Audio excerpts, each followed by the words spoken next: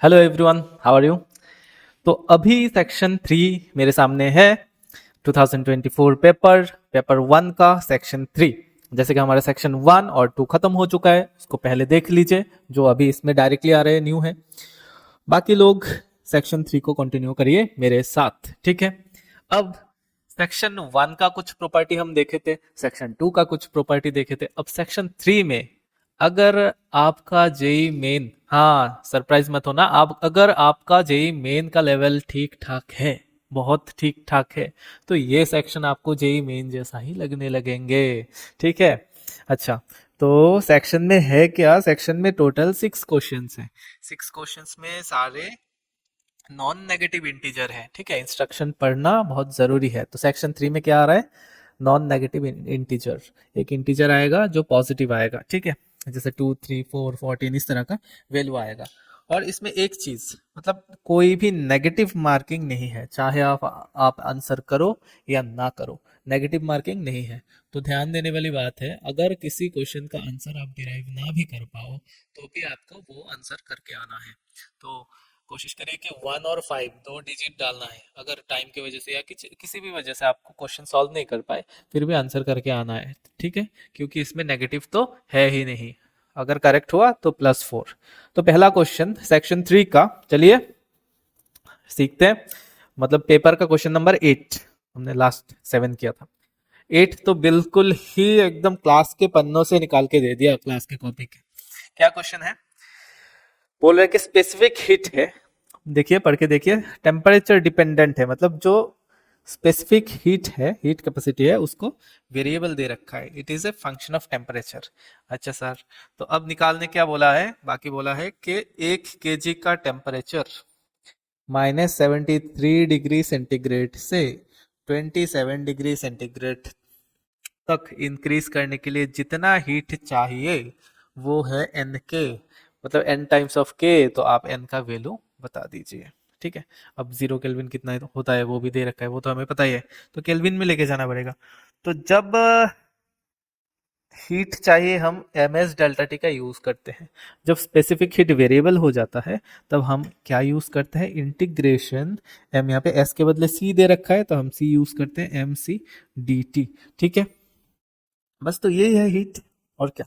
Temperature आपका जो भी दिया हुआ है वही हमें लगाना पड़ेगा। जैसे कि 27 डिग्री सेंटीग्रेड और यहाँ पे -73। तो -273 से -73 आने के लिए हमारा हो जाएगा 200 केल्विन, ओके। ठीक है, 200 केल्विन हो जाएगा वहां पे।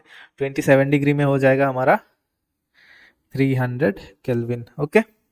अब सिंपल सा इंटीग्रेशन है, एम दे रखा है 1 kg। इससे आसान क्वेश्चन और क्या ही हो सकता है एडवांस के पेपर में। सी में दे रखा है आपको कांस्टेंट के multiplied by T into D T, limit 200 kelvin से 300 केल्विन तक। मास तो 1 kg हो गया, तो हमने इसको 1 पुट कर दिया, तो के यहाँ पे रह गया, हो गया T²/2। लिमिट आपको बिठाना है 200 केल्विन से 300 केल्विन पे। तो 300 square divided by 2 minus 200 square, simple सा कैलकुलेशन है। हाँ, 90,000 माइनस 40,000 मतलब आ रहा है 50,000। 50,000 बाई डिवाइडेड बाई 2 कितना आ रहा है, 25,000 इंटू के। मतलब एन के साथ कंपेयर करने बोला है, तो एन का वैल्यू क्या आ गया सर, 25,000, ठीक है। तो ये क्या, ये तो कोई भी कर लेगा एडवांस के पेपर में, ठीक है। अगला क्वेश्चन देखते हैं इस सेक्शन का, क्वेश्चन नंबर 9। क्वेश्चन नंबर 9 में सर सिंपली देख के ही पता चल रहा है, दो डिस्क, दोनों एक के मदद से दूसरा घूम रहा है, इस तरह के क्वेश्चंस हम क्लास में प्रैक्टिस करते ही है, ओके। तो डिस्क एक का मास m दे रखा है, दूसरे का भी मास m दे रखा है, रेडियस एक का r/2, दूसरे का r। अब सेटअप कैसे बनाया उसको थोड़ा देख लेते हैं कॉन्सेंट्रेट करके। बोल रखा है कि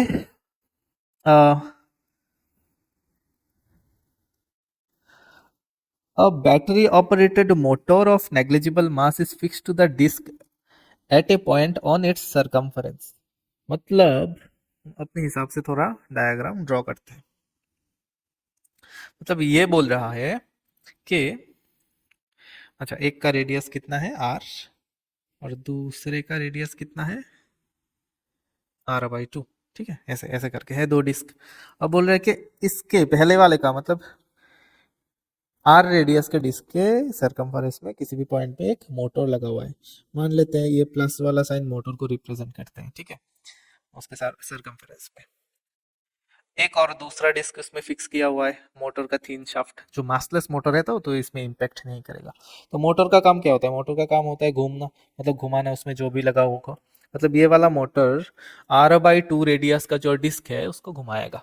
ओके, अच्छा ठीक है, इतना तो पता चल गया। अब इनिशियली दोनों रेस्ट पे है, दोनों रेस्ट पे है तो उसका मोमेंटम वगैरह, एंगुलर मोमेंटम वगैरह कितना हो गया? 0। तो इस तरह के क्वेश्चंस में क्या होगा, वो अगर मोटर चालू कर दिया, मोटर इज स्विच्ड ऑन, ठीक है, बोल रखा है, और smaller disc rotates with uniform angular speed omega, तो बोल रहा है छोटा वाला जो डिस्क है वो ओमेगा से घूम रहा है। ठीक, if the angular speed at which large disc rotates is omega by M, फिर से एन का वैल्यू निकालने बोला है। तो लार्जर साइज का जो, हाँ, तो लार्जर साइज का जो डिस्क है इसका ओमेगा निकालने बोला है। तो क्या होगा कि क्यों घूमेगा, क्यों, आप इसको देख लीजिए। ओमेगा अगर इस तरफ होगा छोटे वाले का, उसका जो सरफेस है नीचे वाले में इस तरह से फोर्स लगाएंगे, इस तरह से फोर्स लगाएगा, ठीक है। उस फोर्स के वजह से इसमें एक टॉर्क जनरेट होगा और वो टॉर्क इसको ऐसे एंटी क्लॉकवाइज ओमेगा प्रोड्यूस करेगा।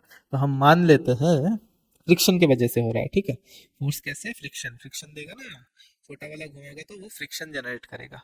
तो इस तरह से घूम रहा है ना छोटा वाला डिस्क, तो ये फ्रिक्शन जनरेट करने से वजह से उसका टॉर्क जनरेट होता है, फिर इस तरफ ओमेगा आ रहा है। ओमेगा मान लेते हैं ओमेगा प्राइम है, कुछ डिफरेंट सा ओमेगा है, ठीक है। तो अब फ्रिक्शन, दोनों डिस्क को अगर हम सिस्टम मानते हैं तो नीचे वाले ब्लॉक में जितना फ्रिक्शन लगेगा ऊपर वाले ब्लॉक में उतना ही फ्रिक्शन वापस आएगा। तो पूरा असेंबली में दोनों डिस्क को कंबाइन करके जो सिस्टम बन रहा है उसमें नेट फोर्स कितना हो गया? 0। तो नेट फोर्स 0 हो गया, ठीक है। नेट टॉर्क कितना हो जाएगा? हम अगर इसी में, मतलब फ्रिक्शन दोनों तो एक ही जगह में अप्लाई होगा ना हर पॉइंट के लिए, तो अगर हम यहाँ पे हिंज करके इस डिस्टेंस से टॉर्क भी कैलकुलेट करेंगे तो टाउ नॉट नेट भी हमारा 0 आने वाला है, ठीक है, हिंज के रेस्पेक्ट में, मतलब जो लार्जर डिस्क है उसके अबाउट। अब अगर रेडियस हमारा ऐसे जाएगा तो हिंज फोर्स की वजह से टॉर्क भी 0 आ जाएगा, ठीक है। तो अल्टीमेटली टोटल टॉर्क कितना हो जाएगा? 0। ठीक, ये तो पता चल रहा है। फ्रिक्शन एक एक टॉर्क इधर आएगा तो दूसरा टॉर्क इधर आएगा तो कैंसिल आउट कर ही रहा है, इतना तो हमें पता चल ही रहा है, ठीक है। तो टॉर्क 0 हो गया, इसका मतलब हमारा जो एल है वो कांस्टेंट रहेगा। इनिशियल वाला एंगुलर मोमेंटम फाइनल वाला एंगुलर मोमेंटम के इक्वल हो जाएगा, ठीक। अब इनिशियली एंगुलर मोमेंटम तो 0 हो गया, मतलब हमें फाइनल वाला एंगुलर मोमेंटम चाहिए।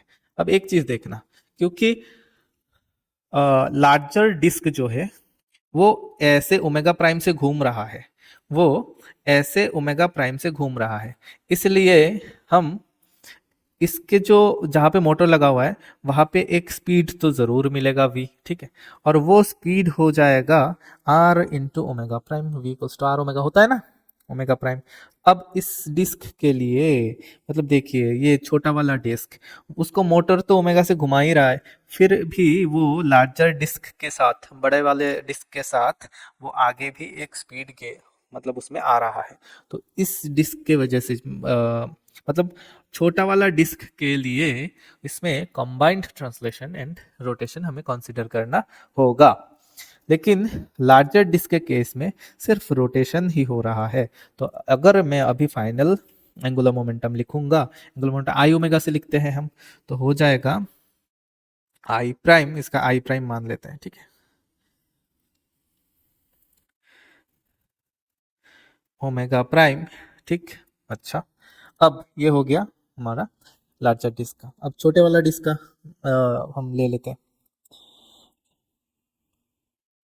इसका जो स्पीड हो गया v की वजह से हो जाएगा, दोनों का मास m ही है, तो m v, और v कितने दूर में है? r रेडियस दूरी में है, तो m v r, ठीक है, r परपेंडिकुलर हमने रेडियस वाला r ले लिया, ठीक, कोई दिक्कत नहीं है सर।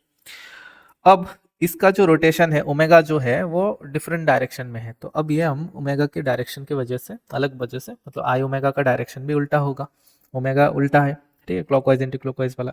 तो एंटी क्लॉकवाइज को पॉजिटिव ले लिया तो क्लॉकवाइज को नेगेटिव देंगे, इसलिए हम मैं माइनस साइन दे रहा हूँ।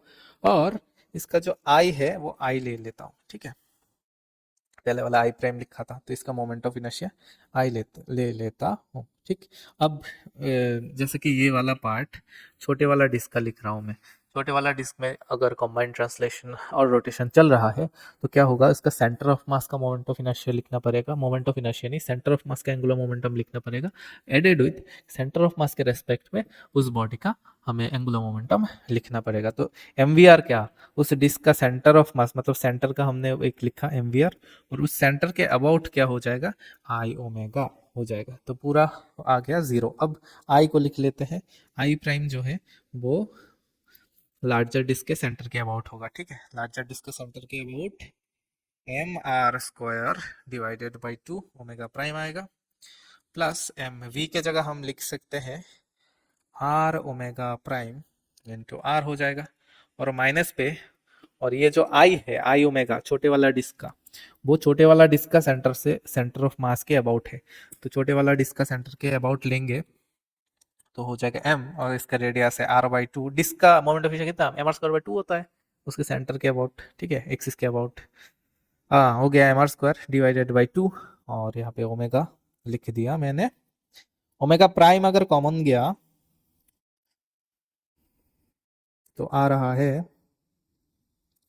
M R square 3/2 M R square, ठीक है, इक्वल्स टू माइनस वाला राइट साइड में ले जाते हैं, M R square by 8 omega.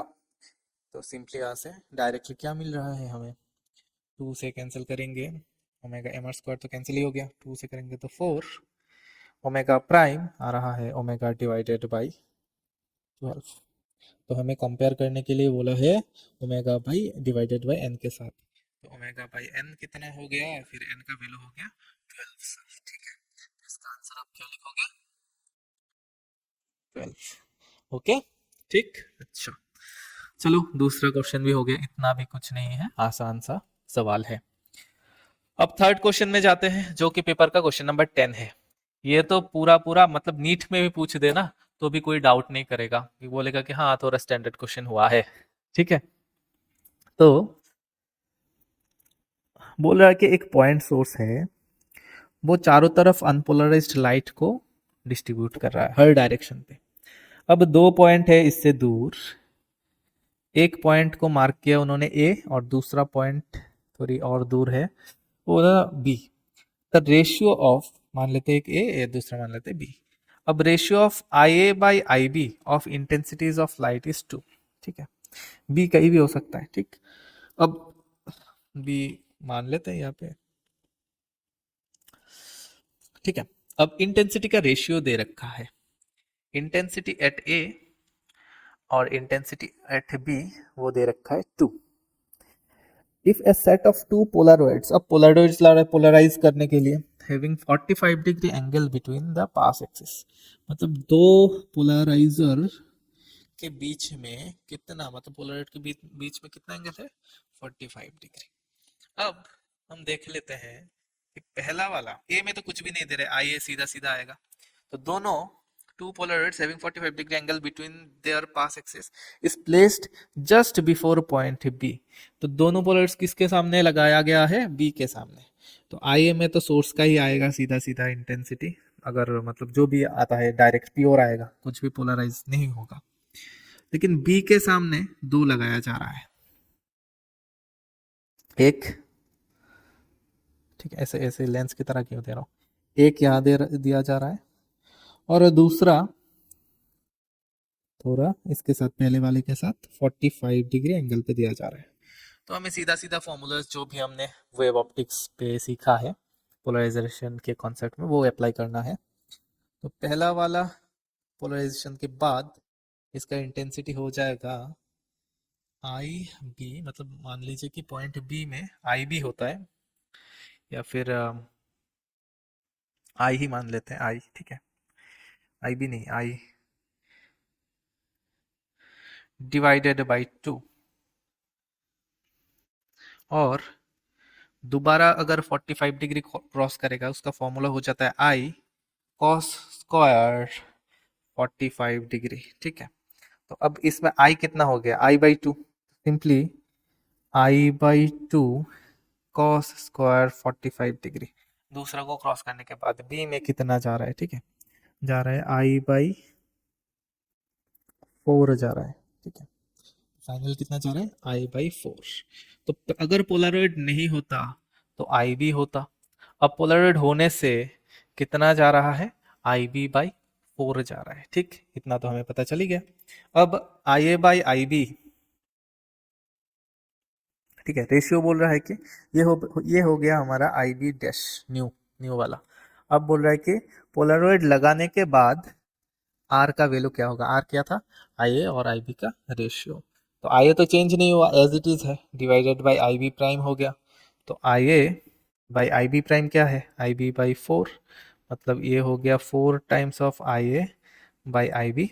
तो I A by I B कितना दिया है, आई ए बाई आई बी दिया था 2, तो अब हम 4 मल्टीप्लाइड बाई 2 कर देंगे तो 8।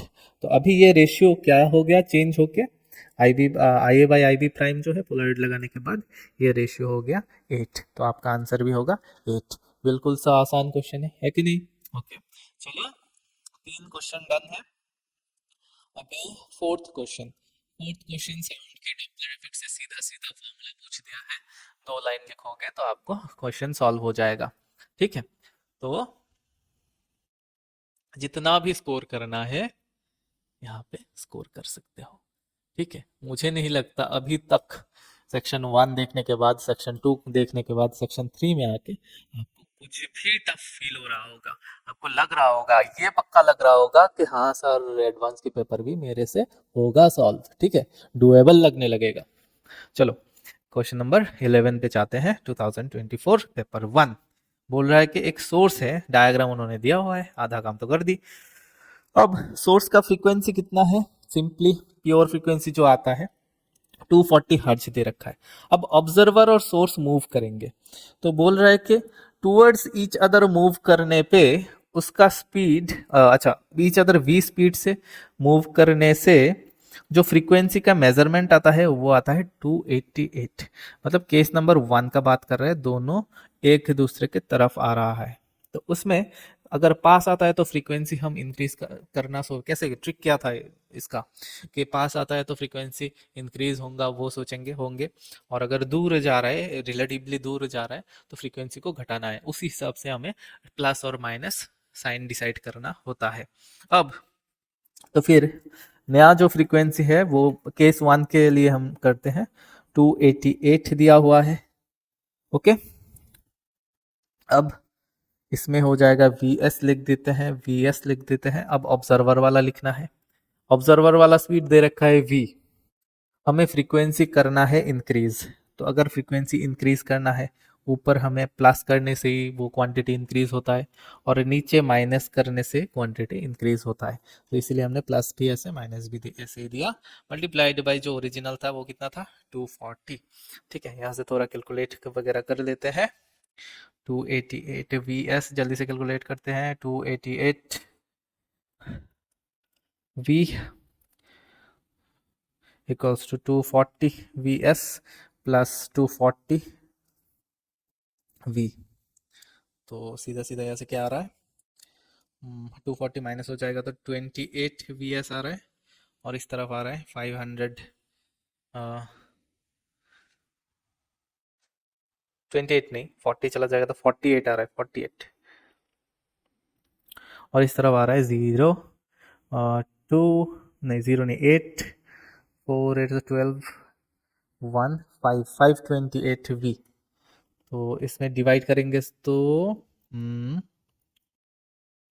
1 8 4 4 8 12 1, मतलब 11 से सीधा डिवाइड हो रहा है। Vs इक्वल्स टू 528 बाई 48, देख लो 11 से सीधा सीधा डिवाइड हो रहा है 11V। ठीक है, तो हमें इतना मिल रहा है। अब सेकंड वाले केस में पूछ रखा है, मतलब केस 2 में तो दिख ही रहा है दूर जा रहा है, तो move away from each other, same speed v से मूव कर रहा है। The observer measures the frequency of the sound to be n hertz. अब बोल रहा है कि n का वैल्यू निकालो। अभी तक कितने सारे बस n ही निकाल रहे हैं। तो अब वो फ्रीक्वेंसी नहीं दिया हुआ है, 240 था बेसिक। अब इसमें सोर्स भी ऊपर लिख लिया मैंने फिर से। अब दूर जा रहा है तो घटेगा, घटेगा तो ऊपर माइनस और नीचे प्लस होना चाहिए। ठीक है, तो सीधा सीधा वैल्यूज बिताते हैं। 11v minus V divided by 11v plus v multiplied by 240। This gives us 10v by 12v, v cancel हो गया, मल्टीप्लाइड बाई 240। 12 से काटेंगे तो 20 आ रहा है, मतलब 200 हट जाएगा हमारा आंसर। सर ये क्या टफ था क्या? बिल्कुल नहीं, आंसर कितना हुआ? 200 हर्ज। ठीक है, सीधा सीधा फॉर्मूला का खेल है, बहुत ही सिंपल सा सवाल है। अगले क्वेश्चन पे जाते हैं। अगला क्वेश्चन क्या है? फ्लूइड से पूछ रखा है। अब ये भी कॉपी का डायरेक्ट कॉन्सेप्ट है कि कंटेनर में, अगर किसी कंटेनर में एज हाइट तक लिक्विड होता है और नीचे एकदम बॉटम मोस्ट पॉइंट में एक होल कर देते हैं हम कुछ एरिया का, स्मॉल एरिया का, तो वो कंटेनर खाली होने में तो वो कंटेनर सॉरी तो वो कंटेनर खाली होने में कितना टाइम लगता है?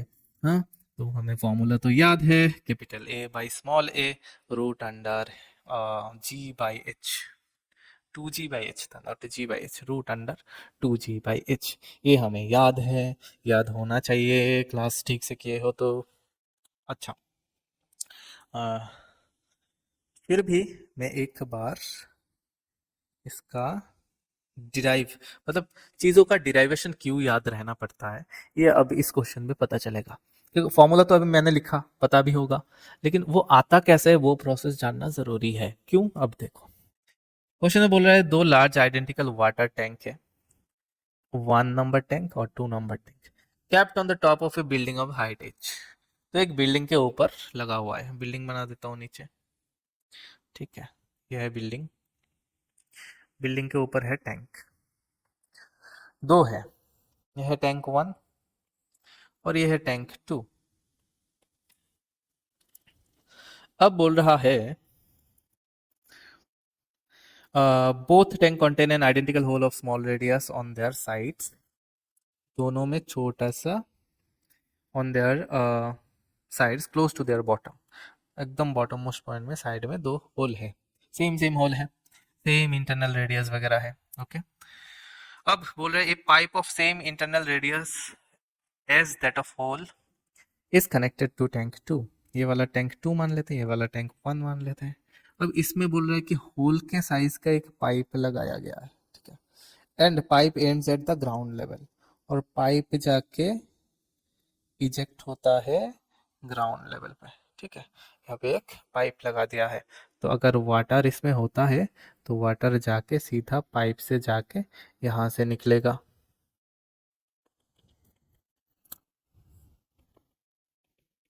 और दोनों में वाटर लेवल कितना हाइट तक है? H, H. When the water flows from tank 1 and 2 through the holes, times taken to empty the tanks। Tank को खाली होने में इसमें लगता है t1 टाइम और इसमें लगता है t2 टाइम। और बिल्डिंग का हाइट है कैपिटल H, कैपिटल H। अब बोल रखा है अगर H 16/9H हुआ देन टाइम का रेशियो निकाल लीजिए।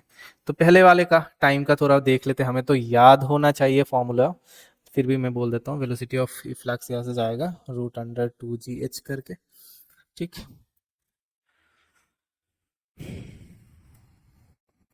फॉर्मूला है a/a रूट अंडर 2g/h। ये है t1। अब निकलते कैसे एक बार दिखा देता हूँ, जल्दी से देख लीजिए। थोड़ा सा वाटर नीचे आ गया, वाटर लेवल थोड़ा सा नीचे आ गया, मान लेता हूँ dh। ठीक है, ये वाला इतना सा, इसका एरिया ऑफ क्रॉस सेक्शन है कैपिटल ए और छोटे वाला का एरिया ऑफ क्रॉस सेक्शन है स्मॉल ए। ठीक है, तो डी टी टाइम, कुछ टाइम बाद इसका वॉल्यूम कम हो गया, तो चेंज इन वॉल्यूम क्या होता है? Volume final minus volume initial. तो मतलब इसका चेंज जो है, फाइनल वाला कम है, इनिशियल वाला ज़्यादा है, तो इसका चेंज जो है नेगेटिव आएगा। तो माइनस कितना वॉल्यूम, एरिया मल्टीप्लाइड बाई इसका हाइट डिक्रीज जितना हो गया। इतना पानी नीचे जा चुका है कंटेनर में, और बाहर कितना निकल रहा है पानी? बाहर निकल रहा है वी डी टी। लेंथ कितना जाएगा, V D T, V D T length तक पानी चला जाएगा वी स्पीड से अगर निकल रहा है, और वी क्या है, root under two G H, तो वी स्पीड से अगर निकल रहा है तो डी टी टाइम पे वी डी टी लेंथ तक जाएगा, और उसको अगर छोटा सा स्मॉल एरिया से मल्टीप्लाई कर देंगे तो एक सिलिंड्रिकल शेप तक वॉल्यूम आ जाएगा जितना पानी बाहर निकल गया। तो जितना हाइट डिक्रीज हुआ उतना पानी बाहर निकल गया, तो बाहर निकले हुए पानी को हम लिख सकते हैं कि area multiplied by length, length हो गया वी डी टी।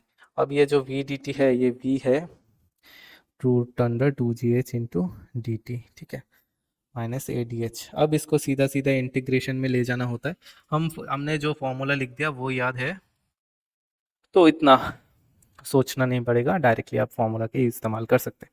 अब डिराइवेशन में क्यों जा रहे हैं हम बता रहा हूँ, D H by root under two G H वाला पार्ट आ जाएगा, और इस साइड पे आप माइनस यहाँ रहने देते हैं, इस साइड पे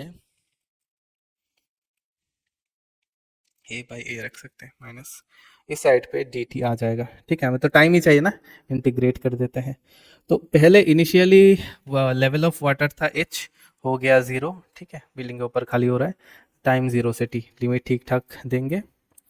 तो इसमें देखिए सीधा सीधा हम अगर इसको करेंगे तो root under two G H, two G आएगा, तो ठीक है, इसका जो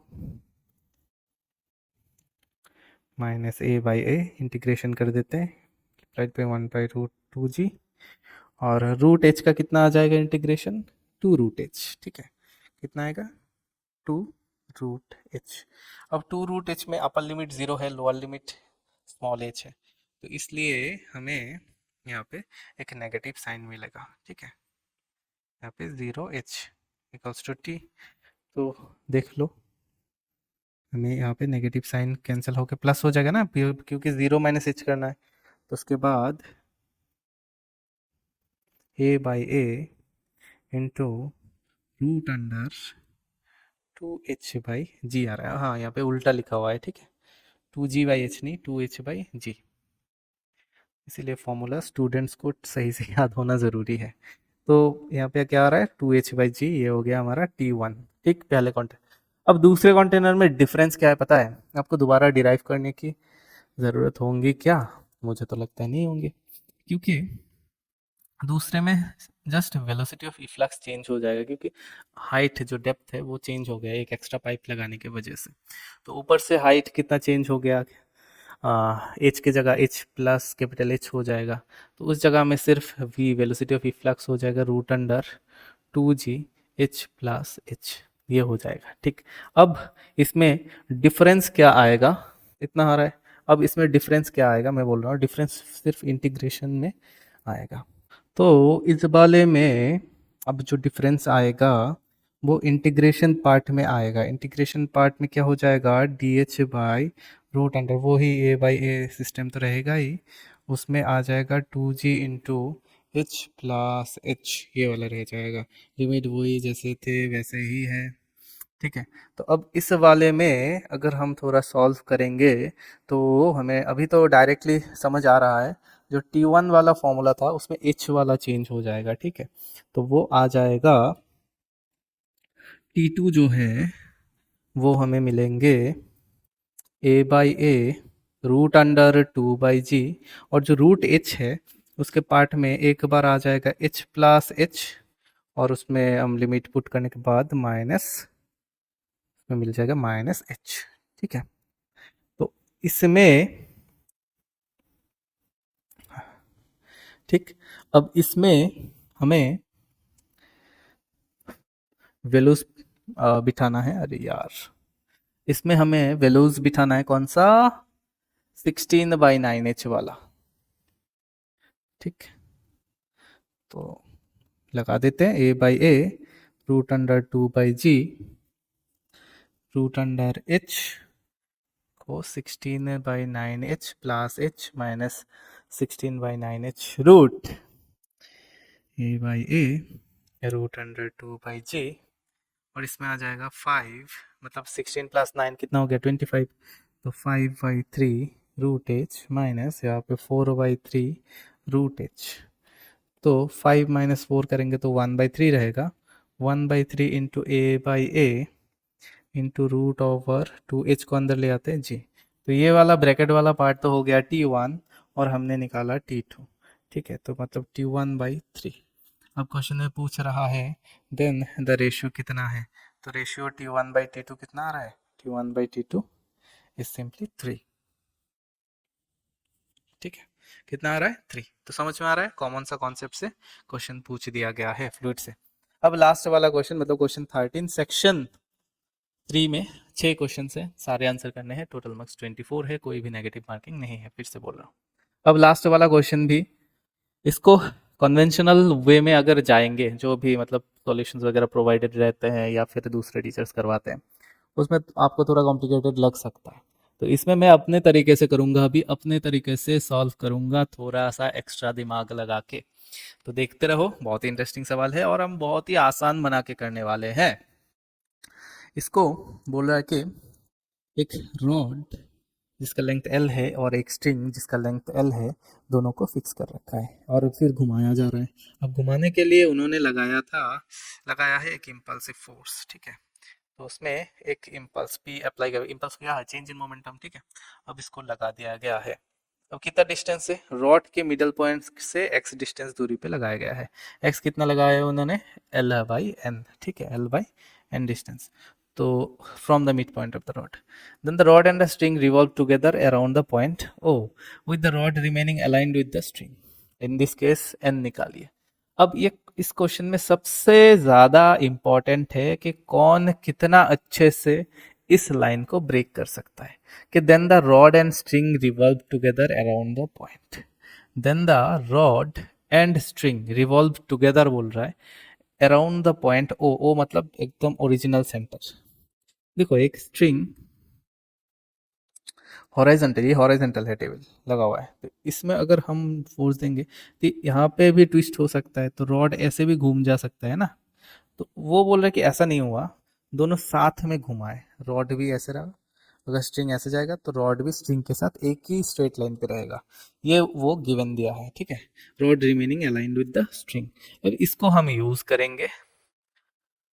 तो हालांकि स्ट्रिंग तो मासलेस है, ठीक है, अब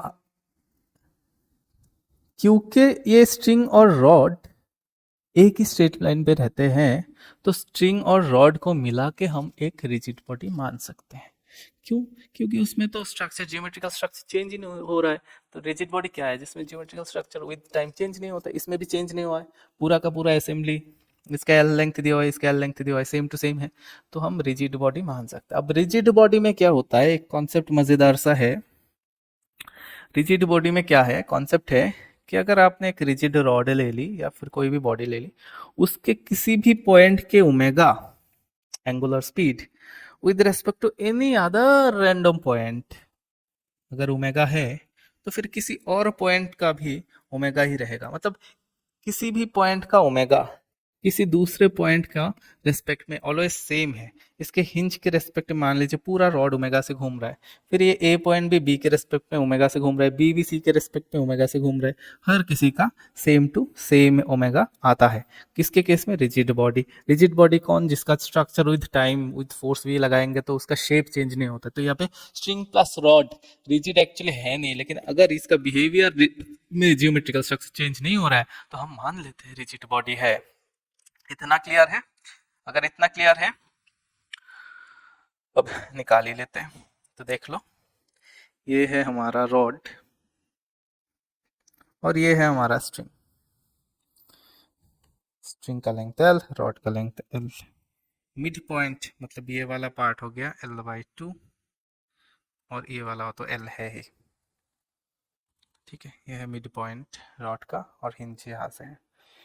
अब थोड़ा डिस्टेंस दूर उन्होंने अप्लाई किया, एक्स डिस्टेंस दूर अप्लाई किया गया है P। ठीक है, अब P क्या होता है, mv हो जाता है। तो हमें इससे इस चीज का V निकल गया है, V यहाँ से हमें मिल रहा है P/m। अब इस जगह पे पॉइंट O के रेस्पेक्ट में पूरे असेंबली ओमेगा से घूम रहा है, और अगर रॉड का सेंटर V स्पीड से जा रहा है, अगर रॉड का सेंटर कुछ v स्पीड से जा रहा है, ठीक है, मान लेते हैं कि v स्पीड से जा रहा है रॉड का सेंटर, और हमने p लगाया x डिस्टेंस दूरी पे, और रॉड का सेंटर अगर v से जा रहा है तो ये जो v है ये हम r ओमेगा लिख सकते हैं, ओमेगा तो है ही हमारे पास। तो r कितना हो गया, l/2 और l, मतलब l/2 plus l multiplied by omega, ठीक है। तो ये हो गया 3l/2 ओमेगा। तो सीधा सीधा हमें इस जगह से ओमेगा मिल जा रहा है v डिवाइडेड बाई दिस, मतलब 2v/3l, ठीक है, ओमेगा मिल गया। अब हम पॉइंट चेंज करते हैं, अब आते हैं ओरिजिनल जगह पे। हम करते हैं कि रॉड के सेंटर के अबाउट जिस पॉइंट पे हमने, मतलब मान लेते हैं इसको C, इसको मान लेते हैं A, मतलब अभी हम वो लिखेंगे कि C के अबाउट इसमें एंगुलर मोमेंटम लिख लेते हैं, ठीक है। C के अबाउट लिखेंगे तो क्या होगा, linear momentum multiplied by x हो जाएगा, मतलब P मल्टीप्लाइड बाई x आ गया। अब वहां पे लिखना है I ओमेगा। अब ओमेगा तो सेम रहेगा C के रेस्पेक्ट में भी A का, कितना जितना कि ओरिजिनल था वो तो हमने निकाल लिया है 2v/l, ठीक है। तो अब I कितना है, उसके रॉड अगर सेंटर के रेस्पेक्ट में घूम रहा है मान लेते हैं, ठीक है, क्योंकि हमने इसका किसके रेस्पेक्ट में लिया, omega of A with respect to C ले रहे हैं, ठीक है। तो C पॉइंट कौन सा है, ये वाला है C। तो omega of A with respect to C ले रहे हैं, तो यहाँ पे हमें I भी रॉड के सेंटर से जो हो जाएगा ml² बाई 12, ठीक है। अब ओमेगा जो है वो तो हमने 2v, हर जगह सेम ही होगा ना, ठीक है ना। तो हमने चालाकी करके यहाँ से ओमेगा निकाला, फिर इसको इस ओमेगा के साथ अप्लाई कर दिया, सेम ओमेगा 2v/3l। तो इसमें p इंटू एक्स, पी को हटाना पड़ेगा क्योंकि हमें x निकालना है, इन टर्म्स ऑफ l आएगा, ठीक है ना। एक l² कैंसिल कर देते हैं, फिर m/12 मल्टीप्लाइड बाई l, और 2/3 यहाँ पे रहेगा। v को हम लिख देंगे p/m, मतलब m तो m ही है। तो m हमारा हो गया कैंसिल, 2 से कैंसिल करेंगे 12 को तो हो जाएगा 6, और p दोनों साइड पे कैंसिल हो गया, और इस तरह से हमारा x का वैल्यू जो आ रहा है वो आ रहा है l/18। तो हमें क्वेश्चन में क्या पूछा है कि x अगर l/n है तो उस केस में बहुत ही कॉन्सेप्चुअली हमने इसको सॉल्व किया है। तो x अगर l/n है तो n का वैल्यू क्या है, तो n का वैल्यू आ रहा है 18 सर, कितना 18, तो इसका आंसर हो गया 18। तो चलो इस तरह से हमारा सेक्शन 3 भी खत्म होता है। उसके बाद से जाएंगे सेक्शन 4। तो पेपर 1 में टोटल कितने सेक्शन थे, 4 सेक्शन थे सर, ठीक है, 4 सेक्शन।